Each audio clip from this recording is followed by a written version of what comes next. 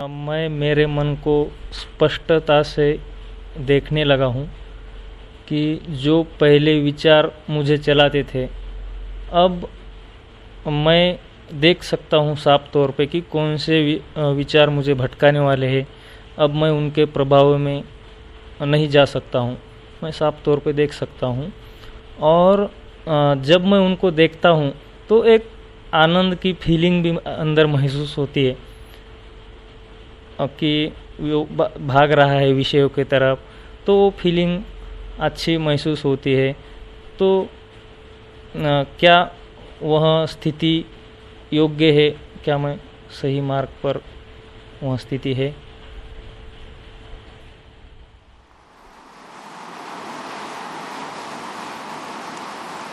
आप जिसको देख रहे हैं, आपका देखना उससे कुछ विशेष भिन्न नहीं है। कोई आयामगत परिवर्तन नहीं हुआ है। एक मानसिक गतिविधि है जो विचार के रूप में प्रकट हो रही है, और मन की दूसरी गति है जो कह रही है मैं देख रही हूं। ये सब मन के ही खेल हैं, इसमें कुछ विशेष रखा नहीं, कोई विशेष लाभ नहीं।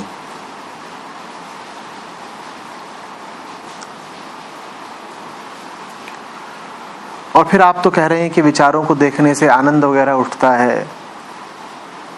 ये आनंद कौन भोग रहा है? वही ना जो विचारक भी है।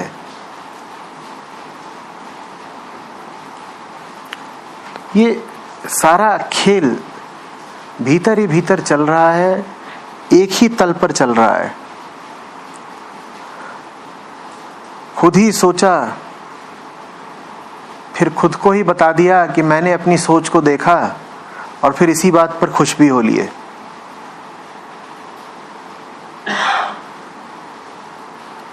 और ये सब कुछ आप क्यों कर रहे हैं? क्योंकि कुछ लोगों ने कुछ किताबों में बता दिया है कि ऐसा करो तो ऐसा होता है। किसी ने कह दिया विचार के साक्षी बनो, तो आपको लगा ये बढ़िया बात है। दो धारणाएं आ गई आपके भीतर ये बात सुनकर। पहली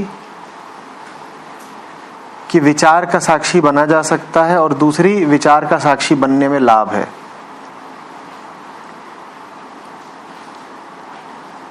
आत्मा मात्र साक्षी होती है।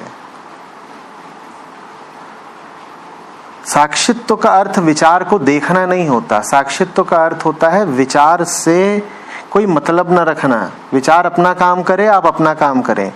अगर आप विचार के दृष्टा बने बैठे हैं, तब तो आपने विचार से संबंध बना लिया ना। जरा मुझे बताइएगा ईमानदारी से, आपने जिंदगी में कोई चीज देखी है निरपेक्ष निष्पक्ष रहकर? या जब भी कुछ देखा है तो उससे रिश्ता जोड़ा है? बोलो।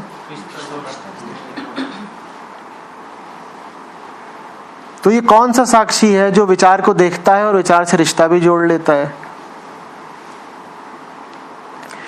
आप जब जो कुछ देखते हैं, जब कभी देखते हैं, तो उससे रिश्ता जोड़ लेते हैं कि नहीं? उससे कुछ ना कुछ आपका नाता बन जाता है। दृष्टिगत वस्तु, दृष्टिगत विषय के प्रति आप पूर्णतया उदासीन, अनासक्त कब रह पाते हैं? कभी होता है ऐसा? जिस चीज से कोई लेना देना ना हो, उसको भी देख लो तो मन का हिस्सा बन जाती है। हिस्सा बनी माने नाता जुड़ गया। ऐसा है या नहीं है? आप ट्रेन में बैठे हुए हैं, सफर कर रहे हैं, खिड़की से बाहर देख रहे हैं,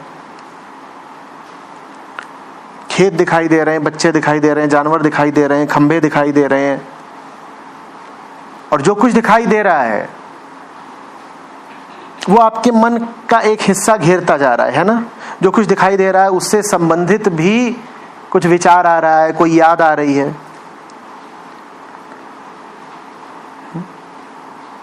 आप विमान में बैठे हैं, बाहर देख रहे हैं, बादलों की आकृतियां दिखाई दे रही हैं,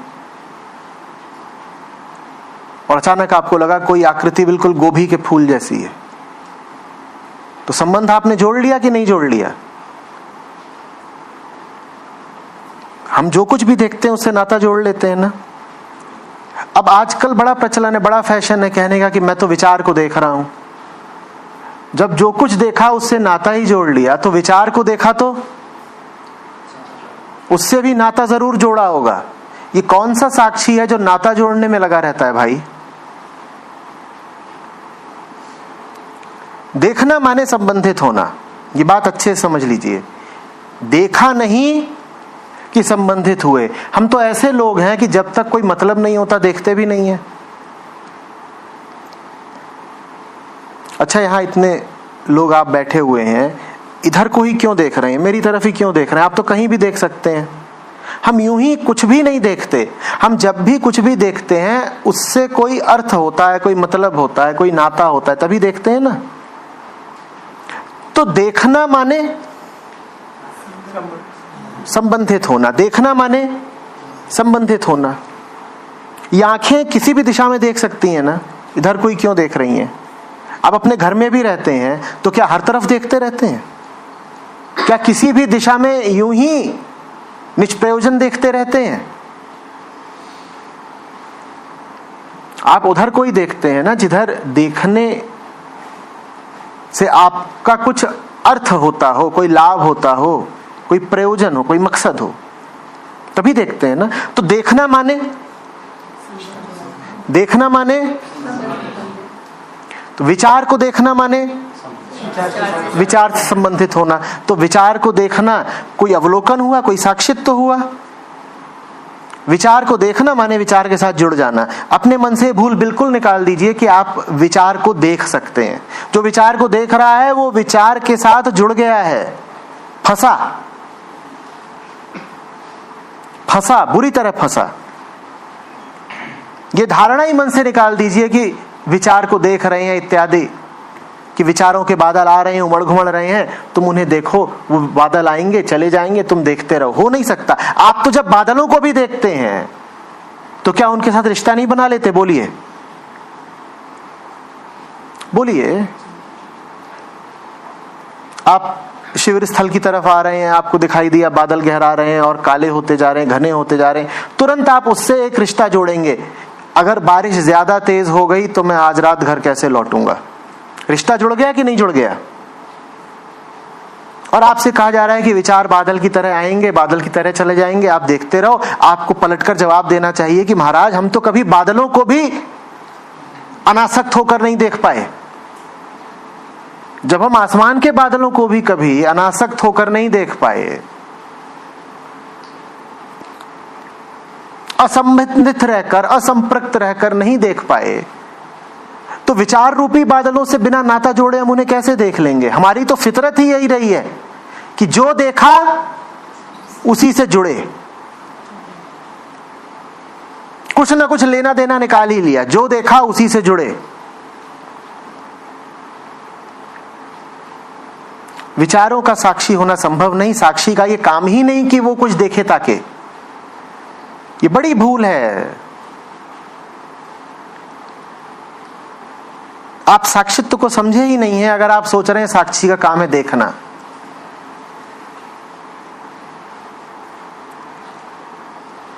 साक्षी का काम है न देखना।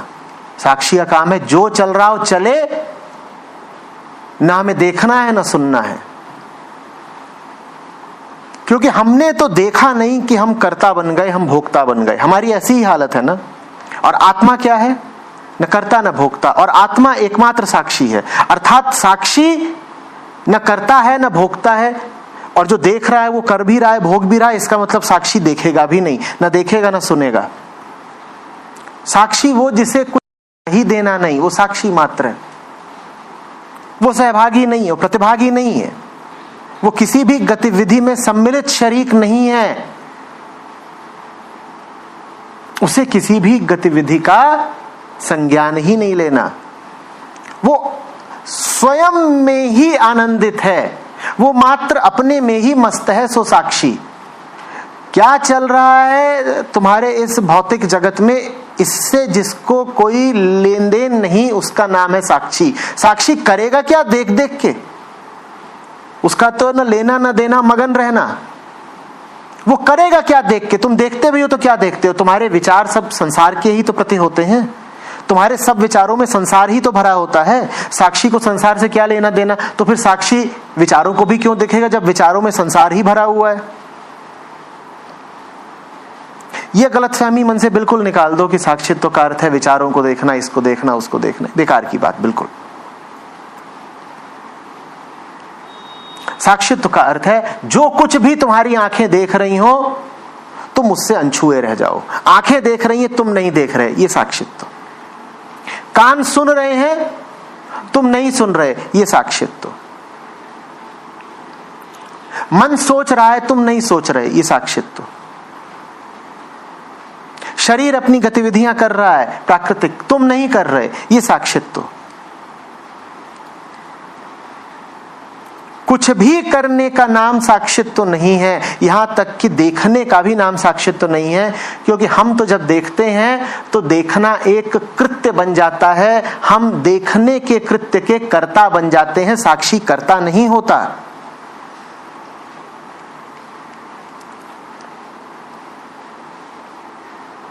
बात समझ में आ रही है? विटनेसिंग को, साक्षित्व को, दृष्टा को लेकर के बड़ी भ्रांतियां व्याप्त हैं और बहुत लोग इसी भ्रम में घूम रहे हैं कि वो साक्षी हो गए। लोग साधना कर रहे हैं, कह रहे हैं मैं साक्षी भाव की साधना कर रहा हूं। साक्षित्व तो कोई भाव होता है क्या? साक्षित्व का अर्थ होता है सब भावों के प्रति उदासीन निरपेक्षता। जब सब भावों के प्रति उदासीनता को साक्षित्व कहते हैं तो साक्षित्व स्वयं कोई भाव कैसे हो गया?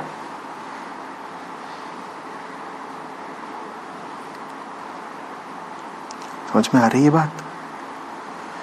बंद करो ये सब विचारों को देखने वगैरह का खेल। विचार चलते रहेंगे, तुम अपना काम करो। और एक जादू होता है, जब तुम अपना काम करने लगते हो तो विचार उधर बदल जाते हैं। हमारे विचार विकृत ही इसीलिए हैं क्योंकि हम अपने विचारों के साथ बड़ा घपला करते हैं, लिप्त हो जाते हैं विचारों में। विचारों के साथ नाता जोड़ लेते हैं और विचारों के साथ नाता जोड़ने का एक तरीका यह भी है कि हम विचारों को देखें। तुम देखो भी मत विचारों को, तुम अपना काम करो ना। तुम पाओगे तुम अपना काम कर रहे हो, विचारों की दिशा दशा सब बदल गई। बहुत से विचार जो पहले आ रहे थे अब आएंगे ही नहीं, लेकिन वो आ रहे थे, तुम्हें इसका भी पता नहीं चलना चाहिए। नहीं आ रहे, तुम्हें इसका भी पता नहीं चलना चाहिए। दूसरों को पता लगे तो लगे, तुम्हें पता नहीं चलना चाहिए।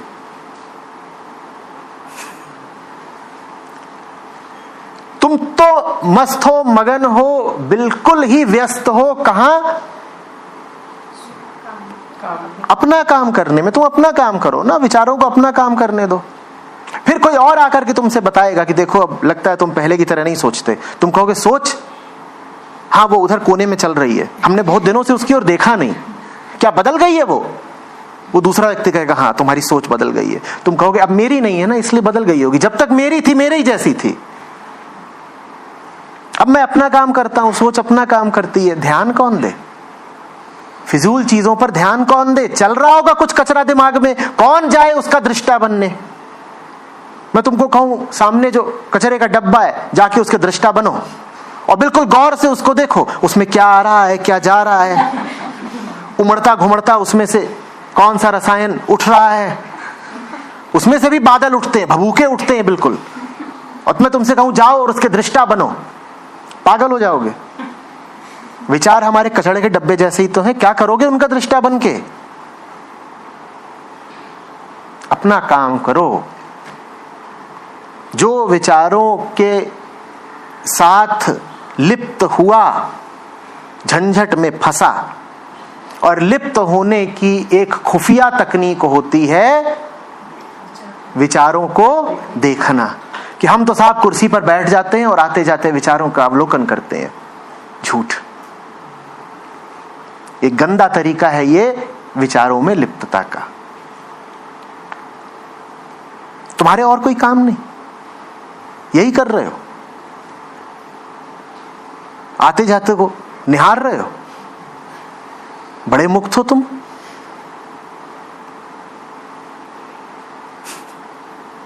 जीवन बंधनों में है,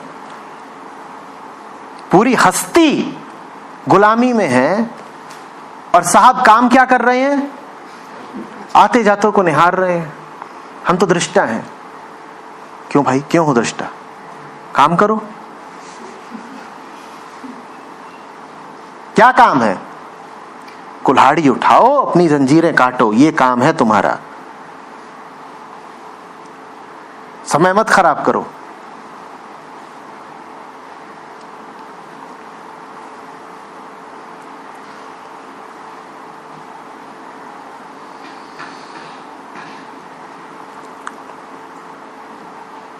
आत्मा सर्वज्ञ होती है। क्यों? इसलिए नहीं कि उसे तुम्हारी सब छोटी छोटी बातों का पता है, इसलिए क्योंकि उसे तुम्हारी छोटी छोटी बातों में कोई रुचि ही नहीं, इसलिए सर्वज्ञ है वो। ये ना समझना कि आत्मा इसलिए सर्वज्ञ है कि तुम जहां चाबी रखकर भूल आए हो, आत्मा को पता है कि तुम्हारा ज्ञान छोटा है, आत्मा का ज्ञान बड़ा है। आत्मा की कितनी भी उपासना कर लो, आत्मा नहीं बता पाएगी कि तुम कार की चाबी कहां छोड़ आए हो। सर्वज्ञ होने का अर्थ है छोटे ज्ञान, क्षुद्र ज्ञान में कोई रुचि ही न रखना। विचारों में क्या बैठा होता है? छोटा ज्ञान, क्षुद्र ज्ञान, उसमें कोई रुचि न रखना ही आत्मा की सर्वज्ञता है। जिसकी अब छोटे में रुचि नहीं रह गई, वो महाज्ञानी हो गया।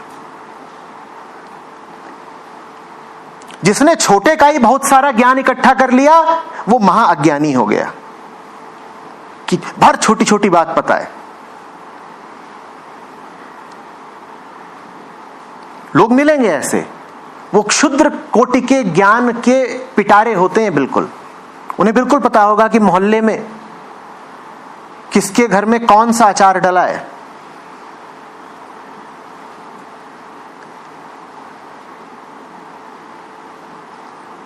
ऐसा ऐसा खुफिया ज्ञान होगा उनके पास जो और किसी के पास हो ही ना। 32 नंबर वाले शर्मा जी की लड़की ने 34 नंबर वाले वर्मा जी के लड़के को आंख मारी, ये ज्ञान उनके पास भरपूर होगा। ये ज्ञान न रॉ के पास हो, ना ISI के पास हो, न CIA के पास हो, इनके पास होगा। जिसके पास इस क्षुद्र कोटि का ज्ञान भरपूर हो, उसी को कहा गया है अज्ञानी। और ज्ञानी कौन? जिसको क्षुद्र ज्ञान से कोई मतलब नहीं, वो महाज्ञानी, वही सर्वज्ञ। आत्मा वैसी ही है, वो किसी से कोई मतलब नहीं रखती। इसी मतलब न रखने को कहते हैं साक्षित्व।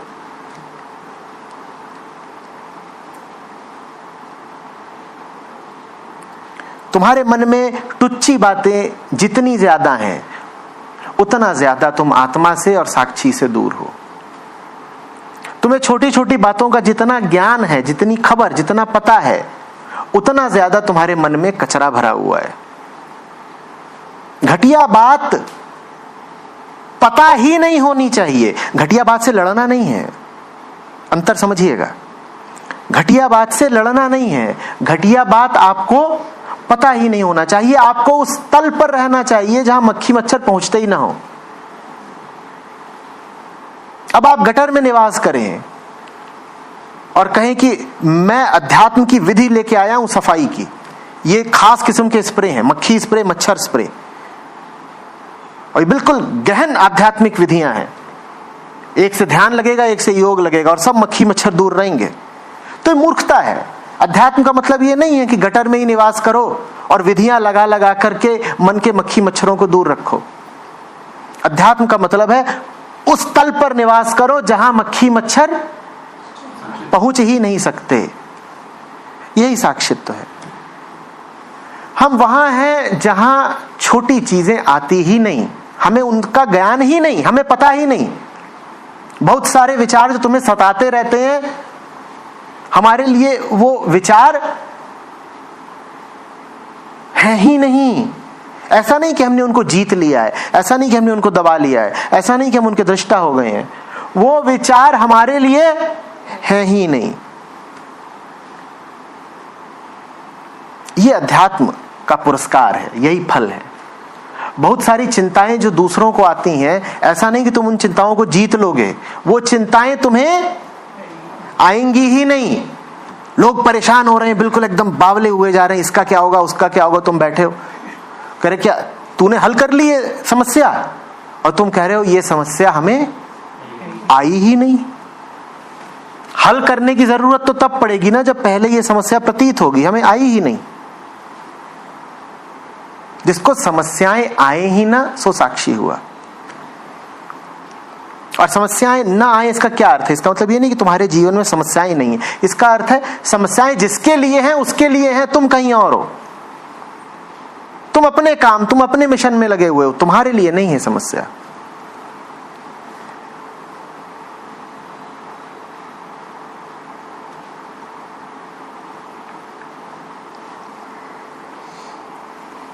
और जब तुम पाते हो कि समस्याओं से तुमने नाता तोड़ लिया, तो साथ ही साथ तुम पाते हो कि विचारों का स्वरूप, आकार, प्रकार सब बदल गया है। लेकिन मैंने कहा इसकी भी खबर तुम्हें आसानी से लगती नहीं। इसकी भी खबर तुम्हें तब लगती है जब स्थितियां तुम्हें बताती हैं या दूसरे आके बताते हैं। इसका पता भी तुम्हें अप्रत्यक्ष रूप से लगता है। जैसे कि कोई अपने काम में इतना व्यस्त हो, सर झुकाए काम करे जा रहा है कि उसको पता ही न लगे कि कब रात बीती और सूरज उग गया।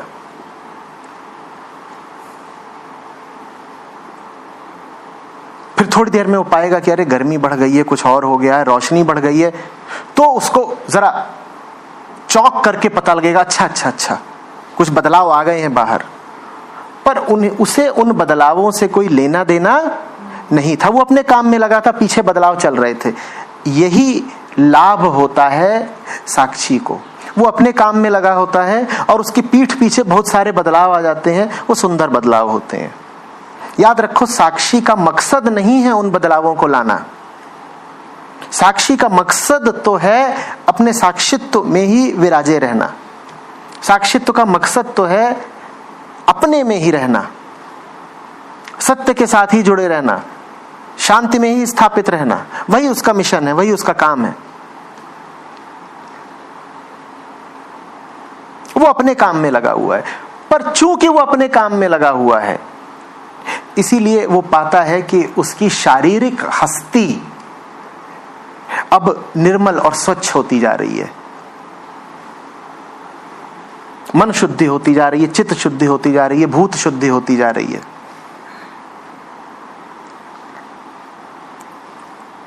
भाई मन खराब ही कैसे हुआ था, अशुद्ध ही कैसे हुआ था? अहम जाकर के मन से लिपट गया था, इसलिए मन अशुद्ध हुआ था ना। अहम दूर हो जाए, हम वहां चला जाए जहां उसे होना है, आत्मा के पास चला जाए, मन अपने आप स्वच्छ हो जाता है। तो मन की स्वच्छता कभी भी साधना का उद्देश्य नहीं हो सकती। वो एक सह उत्पाद होती है, बाय प्रोडक्ट। तुम सही जिंदगी जी रहे हो, मन पीछे पीछे अपने आप शुद्ध होता जाएगा। तुम अपना काम कर रहे हो, मन की सफाई अपने आप हो जाएगी, बाय प्रोडक्ट की तरह। हाँ, तुम लग गए मन को ही साफ करने में, शरीर को ही साफ करने में, तो तुम दोनों ओर से मारे जाओगे। जहां तुम्हें होना चाहिए तुम वहां होगे नहीं। तुम लगे हुए हो मन को रगड़ने में, और मन को इतना रगड़ा फिर भी मन पाओगे कि साफ हुआ नहीं, दोनों ओर से मारे गए।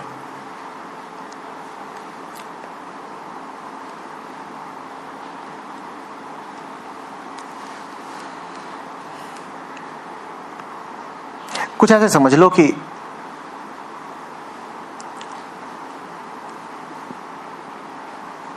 तुम्हें एक पत्थर है जो बड़े पहाड़ पर ले जाना है। पहाड़ पर अपना मंदिर खड़ा कर रहे हो तुम। तो तुम्हारी सारी चेतना, तुम्हारा सारा श्रम, सारा ध्यान किस चीज में केंद्रित हो जाएगा?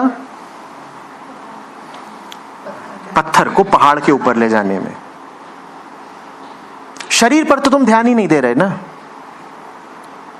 शरीर पर तुम इतना ही ध्यान दे रहे हो कि उसे भोजन पानी देते चलो ताकि वो पत्थर को उठा के पहाड़ पर ले जा सके। पर एक दिन कोई दूसरा आएगा और तुमसे कहेगा कितने सुंदर हो गए हैं तुम्हारे बाजू, और क्या तुम्हारा सुडौल वज्र जैसा फौलाद का जिस्म निकल आया है। तुम कहोगे अच्छा ऐसा हो गया क्या? ऐसा मैंने चाहा तो नहीं था। चाहा नहीं था, हो गया। जीवन में सुंदरता ऐसे ही आती है। वास्तविक सुंदरता तुम्हारे चाहने से नहीं आएगी, वो एक सह उत्पाद की तरह आएगी। तुमने चाहा नहीं, वो आ गई। तुम तो जड़ों पर पानी दे रहे थे, फूल अपने आप खिल गया। तुम्हें फूल नहीं चाहिए था, तुम्हें मूल से ही प्रेम था, फूल अपने आप खिल गया। प्रयोजन तो तुम्हारा था कि तुम्हारा मंदिर बने, तुम्हें यह ख्याल ही नहीं था कि तुम्हारा शरीर भी बने। पर मंदिर बनाने की प्रक्रिया में तुमने पाया कि शरीर भी बन गया। जीवन ऐसे ही जिया जा सकता है, यही जीवन जीने का तरीका है। तुम मंदिर बनाओ, शरीर अपने आप बन जाएगा।